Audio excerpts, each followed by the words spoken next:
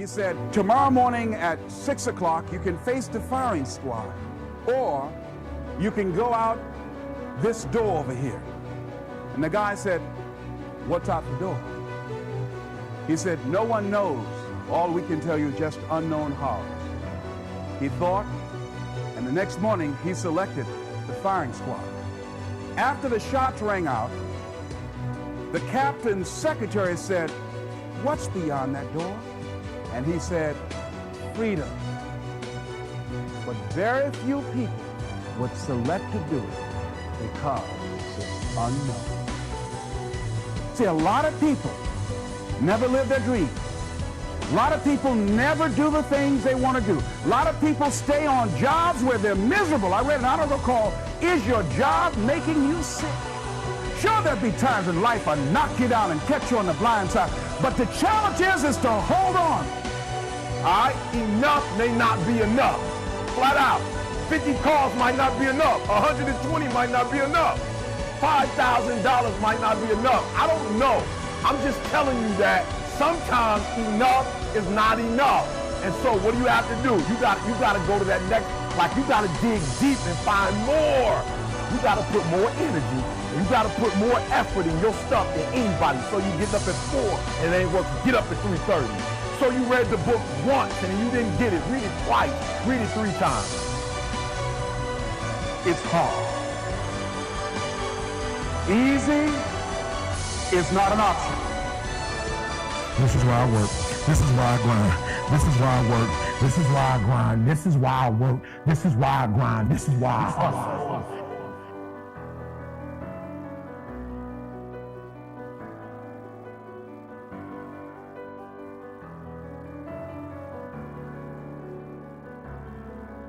I have 2 questions. They're very Cooper-esque, Cooper-like. The first one is, by raise of hands, who here likes to work out?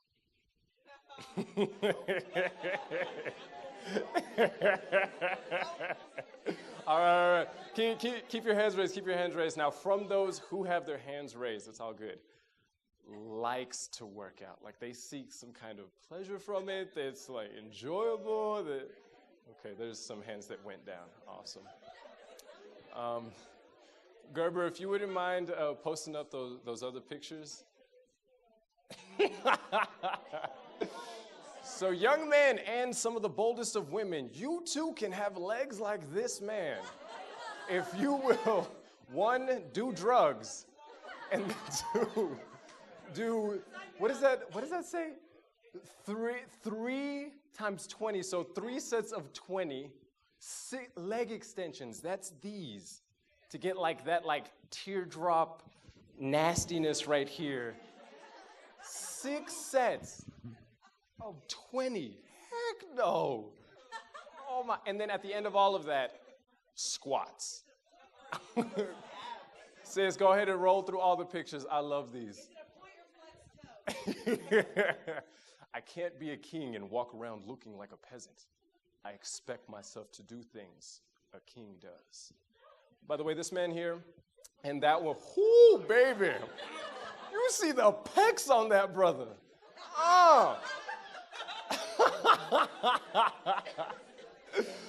Yo, I straight up laugh about this now, but if Darker Days Cooper was sitting in the crowd, he probably would have stood up and slapped me by now. Because I thought that these guys were the pinnacle of masculinity. Like the pinnacle of just awesomeness, like strength and beauty. And what was the third thing? I couldn't even remember. But strength, beauty, and, well, yeah, that was pretty much it. All right, this was a toned-down version of a picture that I wanted to show. So you see, like, his butt cheek? Yeah, there's one where he's flexed like this, and there's no fat on his butt cheek. It's just like, oh! All right, truth be told, women, is this appealing? To no one? To no one.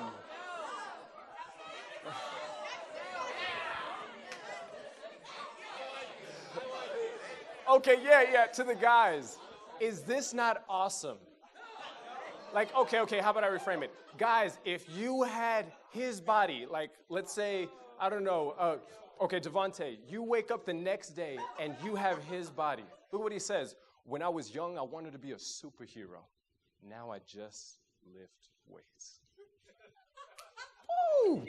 That's Kai Green. He's an awesome dude.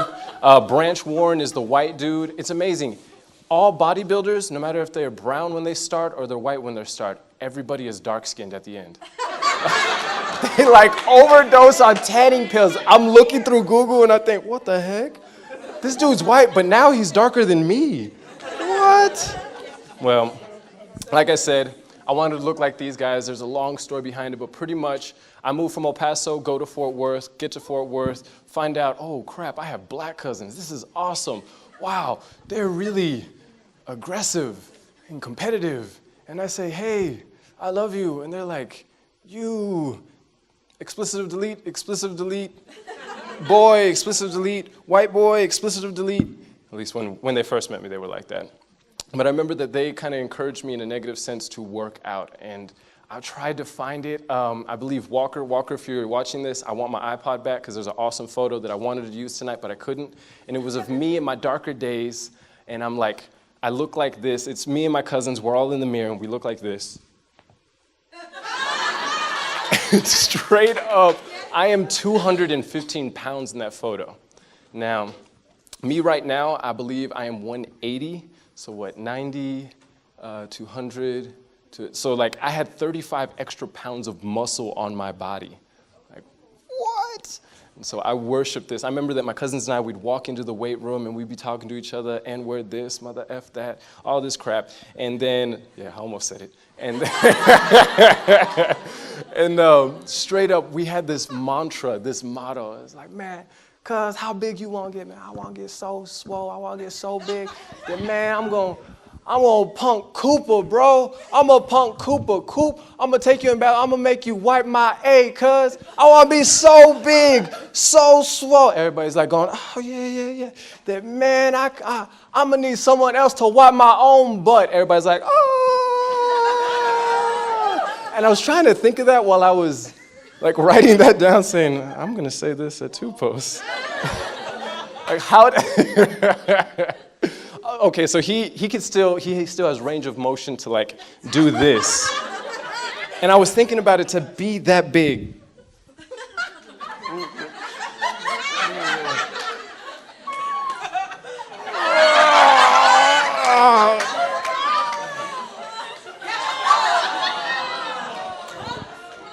Hey, Dakota, come in here.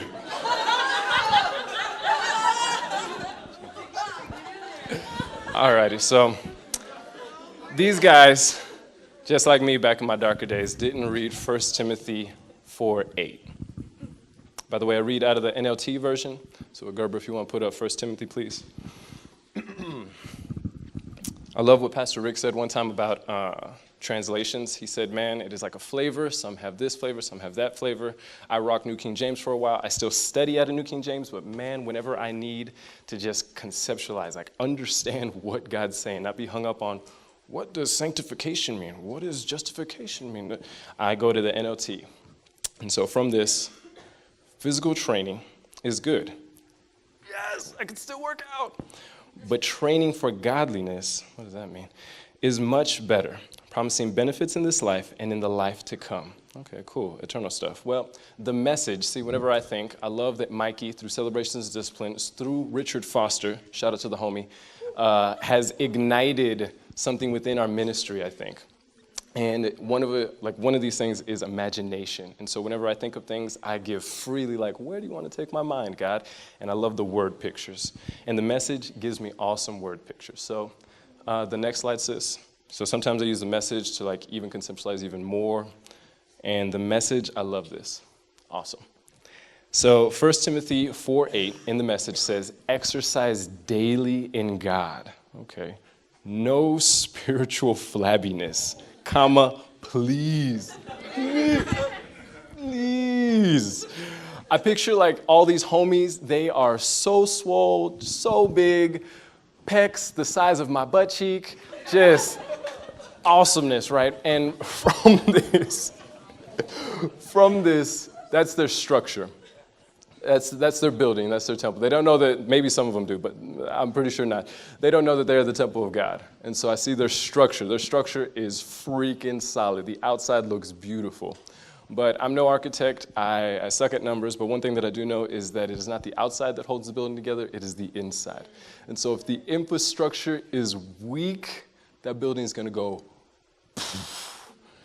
And so from this, I picture these guys. On the outside, they look Adonis, just like fire power, you know, all kinds of gangsterness. But on the inside, they are tubby. They are just like, where is Ben Neighbors? Can you do the noise for me real quick? Can I? Thank you. Well, from this, I spoke about godliness, and I spoke about a disciplined life. In 1 Timothy 4:8, it speaks about, once again I read, physical training is good, bing, but training for godliness is much better, bing, bing. And with that, the message speaks about godliness in a disciplined life. So this word godliness has this correlation. I just learned this recently. It's kind of awesome. I'm learning about like church words and stuff and what they mean, and all these concepts that God has to speak to us about. Okay, for you to understand, it's like this, and okay, but it's really like this. And so NOT's been helping me out. Message has been helping me out. New King James is still like the pinnacle. I love it. It sounds poetic. Shout out to Mikey. And so godliness is linked with a disciplined life. A disciplined life is linked with working, with striving, with you having some kind of part in that, you having some kind of commitment. Okay, wrapping that all around. Godliness is linked to holiness. 1 Peter, I believe it's 3, speaks about God calls us to be holy as he is holy. I love how John Bevere puts it. Whenever God says something like that, that's pretty big, that has quite a stature in it, he doesn't say it in hopes that we'll fail, but he gives a means to be able to do that. So God says, be holy as I am holy. Okay, so you're, and I'm, gotcha. And you want me to do this how? Okay, so godliness, holiness, righteousness. I have fallen in love with the word righteousness. Mama Carrie did not know that I was going to speak about this, but same God. It's all one family. It's just all one family, yo. And so from this, righteousness has been broken down to me in one line, justification. What does that mean, Cooper? It pretty much means the scriptures are true when it says, it is by faith that you have been saved, not by works. And so with that, as soon as you started believing that Jesus Christ was Lord of your life, boom, in that instant, you are saved, you are justified, you are righteous before God, you are made right before him. You are innocent. I had this thought about Adam and Eve and what Adam and Eve have done for all of us, or done to us, through Satan. And I pictured Satan in my head and what Satan had done to God's children. And this concept was that, yes, we ate of the fruit. Yes, Adam and Eve were like, oh, that tastes really good. I'm butt naked. And from that, I really wonder how that felt like. You go from frolicking with God, just everything, male and female, everything's out there, to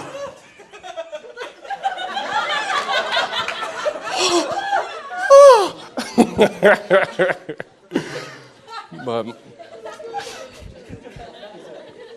man, guys, I just want to have fun tonight. So from this, they eat the fruit. They have the knowledge of good. That didn't really do anything for them. Scripture says that everything, their whole little playground was good. And even from that, they were very good. So this was at this level, but you are at this level. And Satan comes in with his punk self, his accusing self, his jealous self. Just, I can't understand what kind of a hatred you have to have. You have to do this to me and to do this to my folks, to do this to the very being that created you, that made you beautiful. I smile now, but I cry later, and I have cried thinking, why do you hate me so much? What did I do to you? And from this, he gets them to fall. He gets them jacked up. He shows them through the fruit, deceives them, wanting to be like God, to start thinking that this fruit's cool. They eat it, they partake of it, they have the knowledge of evil, they know about shame now, they know about jealousy now, they know about wrath now, they know about all kinds of hatred, and the contentions and dissensions, meaning like splitting people up, and it's just ugliness, the very things that make you and me wake up in the middle of the night and cry, or you and me shout out to God, or you and me take walks around campus praying for people that he's done. And so this being a reality, the concept went on a rabbit trail. The concept was, because of God being who he is, all good, all loving, all kind, omnipresent, the list goes on. I'm finite, he's not. He is all just. And I realized the biggest thing, Satan, after they ate the fruit, walks up into heaven and says, see that? I told you. Freaking told you. I don't know why. I don't understand you. You settled for them, and then you're gonna freaking die for them? Because from that, he knew that he, Satan, put us, Adam and Eve, all of mankind, in front of this bus, sheep to the slaughter. Because God is all just, he has to exact his justice on us, meaning Satan set us up to die for all eternity. Flip the script, Jesus comes, he dies for us, and now that's no longer possible, unless we want it to be. That debt that they started got cashed out. There was a bounty on our head because God, the lawbringer, capital L, was out for us. But given, since he's not just a tyrant, but he's our Father, he sacrificed us. So righteousness, justified, innocent, no longer guilty upon accepting Daddy.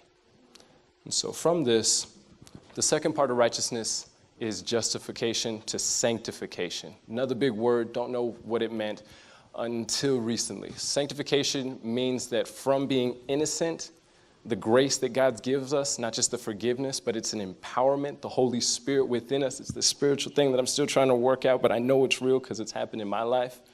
Ask my mom, ask my dad, ask my best friend, ask my pastor. Ask anybody who's been around me for the last 5 to 6 years. Ask my cousins who knew me in my darker days. Look at my pictures. I wish I could have brought this up. I have a Texas ID of me in high school, and I have an ID of me now with my afro, and I look like this. But me in high school, my skin color was even darker. I was like not good, yo, not good. Well, from all of this, what am I saying? What am I talking about? I love that Katie spoke about Costa Rica because I too was on that trip, and it has played a vital role. I love that I get to share a little bit about that. Shout out to Pastor Johnny and Stuart and the rest of our cousins out there. Man, I went out to Costa Rica, and I expected like, oh gosh, I'm about to become a Christian minister. Like I'm in another country, Christian missionary, and all of like my pride started building up. Like, okay, I've got to, man, I don't know enough of my Bible, but what I do know, I've got to constantly quote it. And I had this concept that I have to have all the answers going out there. And I love that God is so counterintuitive. What does that mean? So backwards thinking. Not that he's backwards, no, but to us he is backwards. Because his ways are right and our ways are wrong, right? Like I just wish I had a USB cord from the back of my head in the center of my heart to fully download into y'all what happened. But I drew this line in my head about Costa Rica and America. Costa Rican Christians and American Christians. My cousins and our family here from Costa Rica and our cousins and our family here in the States. And how several things started like playing into key. One is the meals that they have out there. Because of the money that they have out there, they must be strict with the meals. I remember when we were down there, we were eating cheeseburgers. Some homie came out from the coast and gave us lobster fresh out the sea. It was fantastic. Straight up gave us steaks and hamburgers, and I thought, wow, they eat like us. It wasn't until I wasn't trying to eavesdrop, but I heard some of the other adults speaking about like they don't eat like this all the time. Like their staple is rice and beans. Shout out to Turok, because Turok knows all about that. We grew up eating rice and beans. That's what's up. I'll straight up eat that all day. But basically, they've got to be strict with their food. And us over here, we have food at our disposal. I remember Mikey spoke about our water. It never clicked in me. Of course not. I grew up like living this. All I know is what I've been taught. I pee in water. Like, people die for this that I pee on. That thought hits me sometimes at 2 a.m. and I I got to wrestle around with it for another 30 minutes. God trying to tell me something, and all I want to do is, well, having to go into town 30 minutes away for internet, we get ticked whenever our Wi-Fi over at Jared Hall isn't running fast. Probably because if you're like me, I've got to turn something in within 5 minutes.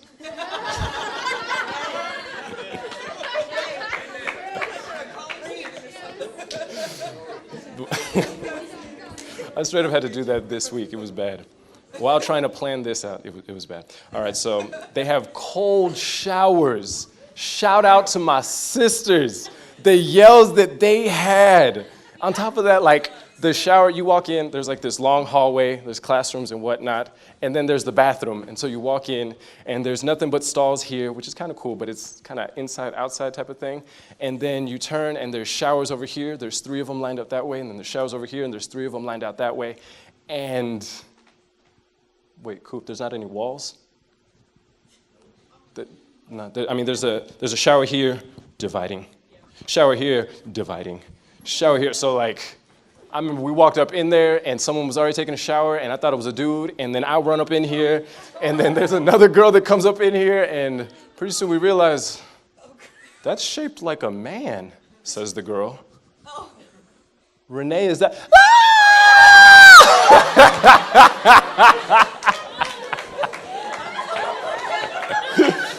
Yo, since I'm up on stage, I want to embarrass Renee real quick. Yo, church, get your grown man on if you want me to embarrass Renee real quick.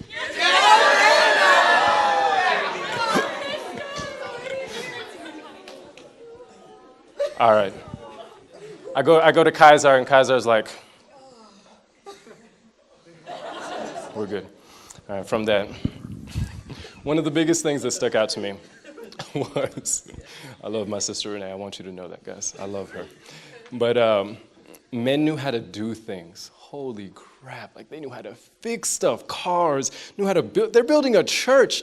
I wish I knew what exactly they were doing in, like, technical terms, but they measured something out with putting water in a tube, cutting the tube, tying off the tube, and then, like, using it. There was no measurements on it, and they were like, oh, yeah, that's good. Oh, yeah, that's perfect. Yeah. Put a post right here, put a post right here. It was fantastic. I know nothing of that. In fact, they call me a little girl because I drive an automatic, and all I know how to do is drive automatic.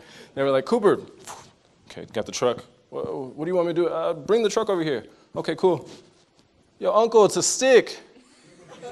Are you a girl? Oh. Dang. Several things, surface layer things, were stirring around in my heart being in Costa Rica, but some more major things that started surfacing about, maybe this last time going in, by the way, was the second week I started realizing that I wanted to be in Costa Rica more than I wanted to be in the States. And with that came a fear, this anxiousness. I kind of got to speak a little bit about it with Turok when we were there, and he felt the same way. But man, I thought I was broken. I thought I was being selfish because, man, we have a ministry here. Man, I have all my brothers and sisters here. I have all that I've known and loved here. Why do I want to stay here? What is appealing about this place? God has so many counterintuitives. These people have less than us, very much less than us. And they have to go through so much more than we have to. And yet I've experienced God there through broken kick drums, out of tune guitars, a church that this one, even though it's a ballroom and we have to set it up and tear it down every single week and it's a hardship of some sort, like theirs doesn't even have, like the roof finally has glass and walls around it so it's insulated. But man, it's still, what's the word I'm looking for? Yeah, bare. Like it is under construction still. They have concrete with dirt and dust and bird droppings and animal stuff, and they have to stay up late at night to guard the church because tools will get stolen at 3 a.m., at 4 a.m. You imagine doing night duty there. I remember Pastor Johnny got like maybe 30 minutes of sleep the entire week that we were there. Then some of the other co-workers were there staying awake inside the church, and it was crazy. I empathize with Mikey about whenever you go to another country, especially a third world country, you come back different. You will not be the same. Frodo Baggins. And so, Go ahead and throw that chart up there, sis. So Stephen Watson spoke to me a little bit about Peter kind of exemplified this. I was speaking to them about this fear. I don't want to go back. Like, this place is awesome. If I go back, I'm just going to be normal. Whenever I watch some of those motivational videos, especially those athletic videos, the ending taste that I get is, man, now I got to go do something. Why, Cooper? Because, man, I want muscles like that. I want to be great. I want to be awesome. I want to be masculine. I want to be strong. I don't ever want to be weak again, like my cousins have made me. I'll get there in a second. So this chart here, it might be similar to one that Katie Meisner has. I'm going to read it back this way. Nah, I don't want to turn my back on y'all. Well, I wish I had like a pointer or something. Don't worry, Kaylee, I don't need it right now. But the USA is on that right. Basically, it's in the middle. What this has is going this way is money. So on this end, a lot of money. On this end, no money. Going this way, it speaks about the religiosity, the spirituality, how keen are these guys to God or some higher being. And from that, the more money you have, the less faith you have. The less money you have, the more faith you have. So America has Italy ahead of it, coincidentally Saudi Arabia ahead of it, Colombia, Ecuador, Iceland is right on our heels. Number one looks like Ghana. Mikey, where's Ghana? In Africa. I'm pretty sure that they have less in Africa than they have in Costa Rica. Now, from that, I'm reminded of some quotes that Mikey shared with us during leadership team that I'd love to share with y'all. And it's, if you want to live like nobody else, then you got to live like nobody else. That is freaking stuck with me, like, ugh. If you are not ready to sacrifice it on the altar, this one hit harder than the first one. It is an idol. The reason that I was scared and afraid to come back was I realized how comfortable I had gotten in my life with God in America. My priorities were coming to light. My idols were surfacing from my subconscious. Someone say, my body. I cherish my muscles and its correlation to masculinity. So I spoke about my cousins and how they made me feel. Well, to embellish on that, I was crack baby skinny. Sorry, I wish I had another photo, but man, my arms were very tiny, guys, and so were my legs. And so from that, some of us have seen a photo of that. When I came to the Dallas-Fort Worth area, my cousins saw this, and not only was I physically not what they'd grown up to expect of a man, but I was also internally, like psychologically. I did not grow up with a hood mentality, though I did grow up in some hoods. Whether it's apartment complexes, whether it's townhouses in El Barrio and El Paso. We had ice cream trucks rolling around at 2 a.m. What kind of ice cream man do you know sells ice cream at 2 a.m.?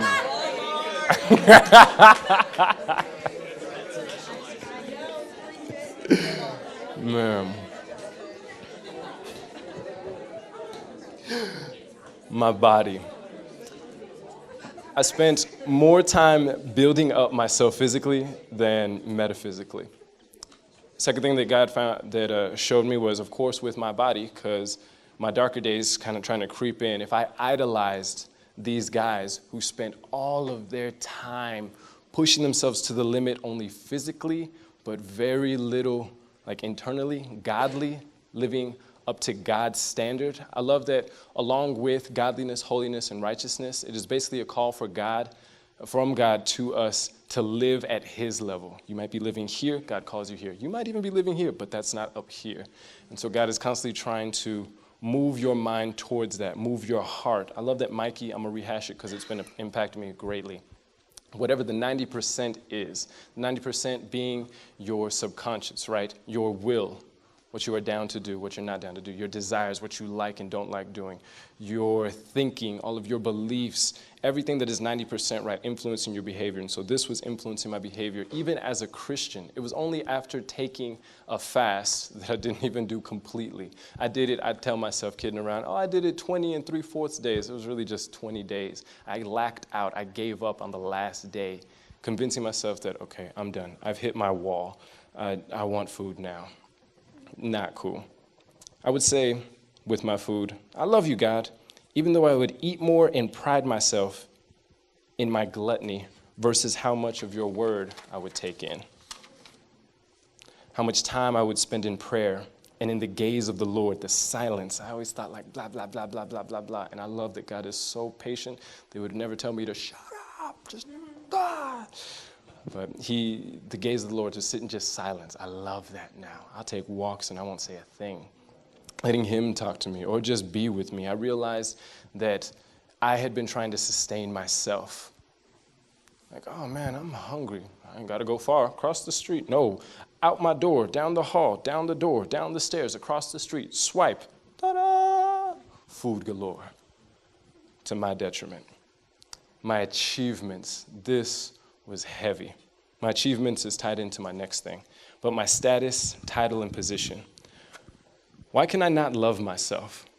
I hated when people looked down on me. Oh my gosh, belittlement. My cousins, whether it was in middle school in El Paso, which was my bubble, like my sanctuary, moving out of my bubble into a very uncomfortable zone, an aggressive culture that was Fort Worth. Like belittlement. Who can reign as top dog? A bag of or a barrel of crabs. Someone tries to raise up and the other crabs drag them down. Was just, even if they didn't want to do that necessarily, that is how they treated other people because all we've known is what we've been taught. And you won't know what you've been taught until you have some sort of point of reference. I love the brothers and sisters on this campus. Why? Because if it weren't for the Wesley, if it weren't for the BSM, if it weren't for the Bus for Christ, if it weren't for the Navigators, if it weren't for the Catholic Student Centers, if it weren't for those Christians from the other ministries in Amarillo, we have many lights, some darker than others, some dimmer than others, but they are lights nonetheless, and God can use crooked sticks for broken people to make straight paths straight to him. Darn it, man. I digress. Belittle me. So I wanted to achieve and be proven as a leader, as a Christian, proven that I was going to go along the righteous path, never dealing with, because I hadn't noticed yet, that I had issues of achievement. I am a people pleaser. Yeah. And a competitive one. I would compete with Turok, in whose Bible study was the biggest or most fun fusion group. Out of Turok and myself, who was reading more and learning the next greatest thing to teach to somebody. Or even within our ring, Mikey's ring. Who does Mikey love more in the mentor ring? And how do I gain his approval? I sound like the disciples. Who is the greatest in the kingdom?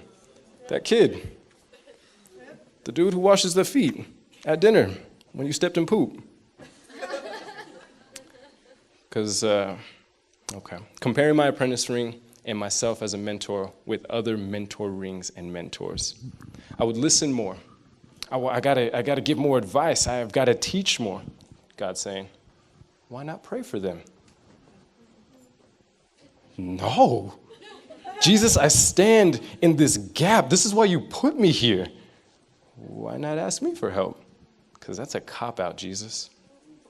That's the least thing I can do for someone, isn't it? Pray for them. At least I could pray for you. That shows that I can't do it on my own, that I don't have all the answers, that I'm not what people expect of me. My image, this thing that I've built up that God, with gladness, wanted to break down. And I will not be belittled, says Cooper. Would I ever say that to God? Heck no. I had to go through this discipline, this process of godliness, this process of righteousness, this fast for me to realize, oh my gosh, how prideful I am. Oh my gosh. But it's from like my past. What Mikey speaks is true about the subconscious. Like I had built up so many different things concerning my body, and with my body, of course, needing fuel, food, and then from that achievement, because I can't be belittled, because I don't want to be weak. And it has affected my ministry as well. And this is probably the biggest one, because I feel like this has affected many of us here. I realized that I loved ministry more than God when I said with my actions, God, I don't have time to be with you. I have to save the campus. More time spent doing for Jesus than being with Jesus. Meet up with as many people as I can today because people need to know that they are loved, which is true. Organize and invite people to events. Text for hours on end, which is good. Try and coordinate meetings with leaders, especially my apprentices, because I have to be there for them. I am a bad mentor and leader if I am not there for them. All work and no play makes Cooper dead. In the spirit, at least. Numb to the spirit. But even worse, I am burdened by God. I stopped and thought about this for a little bit about why don't I make time to read my Bible? Why don't I make time for prayer? And I realized that I'd had this miscued selfishness. See, all of these things are good, like the reaching out to people and loving on people, but I've realized that I've learned my Christianity backwards. When I became a Christian, I thought, okay, intimacy with God means putting my hand to the plow, which means working for him, which means doing all these things even when my cup is empty and not really taking time to understand how to fill my cup back up, given who I am, how I am, what I like, because I thought, no, it's live like a firecracker and not like a slow-burning fire. And so with that, I was burdened by God. Anybody else feel like that? Cool. I'm not alone. Well, all that sucked. All that sucked seeing come out of me, realizing it, and it came to fruition when, as I was fasting, I wanted something finite, meaning immediate, right now, in the midst of something infinite. I almost said intimate. Same thing. God is that too. Man, so I said I fasted for about 20 days, and 13 of those days were just with water. Now, within this fast, I had some brothers, Turok and Mikey, and they were going with as little sustenance as possible. So no food and water, maybe some coffee here and there, maybe some flavored water, but really just stay on point. And I did water for 13 days until spring break hit, and I went to a place that, if you could see John right now, he has his hands praising God because, darn it, his folks can cook. They had steaks the size of this Bible. I would not lie to you. A steak the size of this Bible. Baked potato the size of half this Bible. Salad that I'd never seen before. His dad can cook. His mama can cook. John can cook. And they had it stacked on deck. I'm spitting right now because it was so good. I wanted that steak. I was like, just going crazy. And so that night, I remember going up, opening the fridge, grabbing the fruit, grabbing the milk, grabbing the cinnamon, grabbing the honey. What else did I grab? Grabbing the bananas, throwing them in a blender, hitting the blender, throwing it in, praying this deep prayer saying, God, I drink this cup, knowing that it is finite and that it is nothing like your Holy Spirit, that I am weak and you are strong, and I...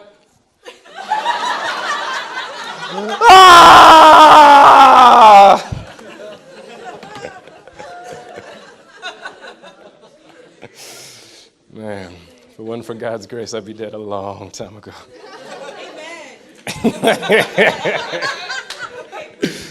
Man. Beyond that point, and even before that point, I felt myself losing edge. Within 2 weeks, if anybody tries this fast, within 2 weeks you hit this wall to where you feel God's presence and everything you do is like awesome and whatnot, and there's this uncontrollable peace, and that's cool, that's supposed to happen. But then that second week, it's like an engine with no oil in it. It's like you are 5 years old and you're used to being 3 years old, and when you fall, daddy's there, but now when you fall, daddy says, I'm here. But get up. No, stop crying. No, get. Okay, go. And so that's the equivalent. I hope that made sense. But that's the equivalent of what happened. Like I had to have that suffering, that pulling, that stretching. And so, like I said, after those 13 days, I needed some motivation. I remember DJ Ross, this big, black, bisexual man. Oh my God, straight man-child. He had gorilla long arms, but you can't see my calf muscles. I can't compare it to anything. We know what Turok's arms look like, right? Yeah, his calf muscles were the size of Turok's arms, man. He was big, and he loved God, and he'd hang out with all of the Gunther Jarrett nerds and homies alike, and he stuck out like a sore thumb, and it was crunk, because only God can bring this hodgepodge of people together. And he would always listen to Ray Lewis preaching to him and motivating him, but it was in like a physical means, but Ray Lewis is a Christian, so he's got spiritual weaving all through it. But like the video that we saw, motivating these people, these bodybuilders, these homies who just focus on their external, they are about that life. I'm reminded of Abba Anthony. Abba Anthony is a human homeboy, 3rd century Christian, and he went out into the desert and he would sacrifice to God. He would intentionally suffer. I'm reminded of these bodybuilder homies, and I'm reminded of Turok, and I'm even reminded of myself and how our bodies, anybody who works out physically, they are breaking down muscles. They are tearing themselves. I had a friend who would literally rub his muscles down until they physically ripped themselves. Like, oh, it was the most painful thing, but they would grow back stronger, he says. With that, I'm reminded of whenever someone flexes and sees like how strong they are, they're intentionally or essentially saying, look at what my suffering has produced. Now, given what 1 Timothy 4:8 speaks about, in regards to that's all right, but it is godliness, meaning like working your way up to God's standard, and that's going to suck as well, and that you're going to fall. I'm reminded of Hebrews 12. I was going to read all of it, but I'll just speak to you the one part that really spoke to me. And it was in Hebrews 12 that it spoke about Jesus and what he did and how you have not yet suffered unto death for sin. So let's keep on going. Let's lay down our lives. Let us lay down our flesh. Let us lay down the things that stop us, this wall. I'm reminded of Abba Anthony in doing such a thing as going out. He took Mark 10:21 to heart. And that's the verse that speaks about go and sell your possessions, for you will have treasures in heaven, and then come follow me. To the rich young ruler who said, oh, good teacher. No. We're beyond that. I love this part that it says, and so he renounced possessions, Abba Anthony, right? Meaning he forsought all these things, all his Xbox, he forsought all like food and stuff to learn detachment, not to be controlled by these things. I was controlled by my body. Even to a little smidge, I was still controlled by it. I was controlled by my food because of my body. And even after my body was gone, I was then really controlled by my food, by my comfort. From my body, I would see my achievements, something a little bit more internal, my achievements and my ministry. I wanted not to be weak. So from that, I'm reminded that we probably have some things that need to die here tonight. I ask you guys, what needs to be sacrificed here tonight, Isaac style? What is the intentional suffering so that, like these men who flex and whatnot and pump out their checks, showing their physical intentional suffering, what spiritual flexing could come about you? I'm reminded of this image of God.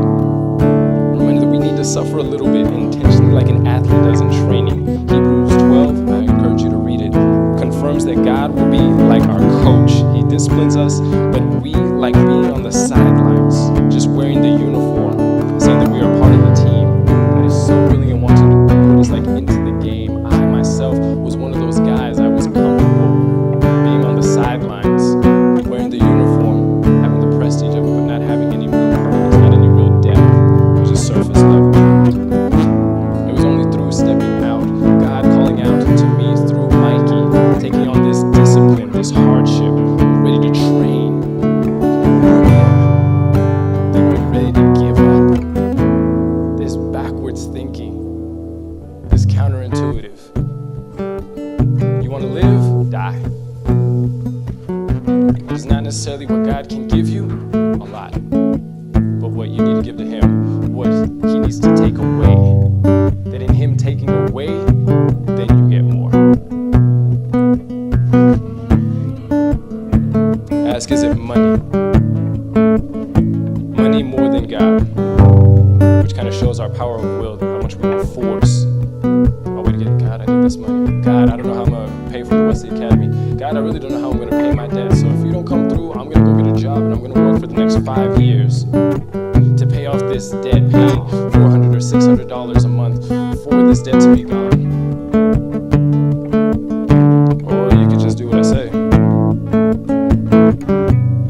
it work more than God? Your achievement and performance? Is it relationships more than God? The attention and validation that you get from the opposite sex? I worshipped that to the point that I would break my body down to get it over and over again, working out, trying to achieve, trying to get that love, whether it's from a guy saying like, you're cool, I like you, or from a girl. Man, I love the way that women can make a man feel like a man. At the same time, scripture says reduce them to bread. Is it entertainment? This hit me hard. We were watching The Passion of the Christ, and we had homeboys, and even I had a second to where I had to stop and think, what am I saying? Going to go get food and drink. This is not 300. This is not Troy. This is not the Avengers. This is your daddy and my daddy's daddy. This long lineage of 2,000 plus years of people died for. I picture myself if I would have gone like, wow, so much. You see how many times they whipped him? Heck no. Entertainment is the next big thing that God is calling out for me to deal with. And I'm shaking. Evan Roberts, Welsh revivalist, spoke about how the power of confession, the power of revealing yourself, ain't nothing you can hide from God. You can try, but you will fail. I did. Constantly. And he would stand up in the middle of the church and he would say, God can't meet with us tonight. The Holy Spirit can't drop tonight because y'all, there's congregation, don't want to confess, don't want to come clean, want to go through routines. I remember like the people would ask me in my darker days about, son, do you want to pray? Do you need prayer? And I would say, no, I'm okay. I love what propaganda says, you quote the devil when you say you're okay. I'll let Macy come and pray for me. I've always got needs. And I'm Scott Cooper, a student exec member. I'm Scott Cooper, a mentor to this person, apprentice to that person. I'm Scott Cooper, homecoming king. Freaking broken, guys. And I'm still circumnavigating my faith. I know there's things that God is calling upon my heart. And I'm like, okay, can we take it easy, God? Like, that last hurt. Mikey's calling us for another discipline because we're training. The next discipline is that we are going to confess every single sin to each other. We're going to write them down. Everything from elementary to middle school, from middle school to high school, from high school to college. We know each other like this at the end of it. So with that, may you please hear this cry out to y'all. I know that this is what God has been dealing with me. Intentional suffering. If you were to suffer for anything, suffer for God, because He honors that. Train this discipline better than the push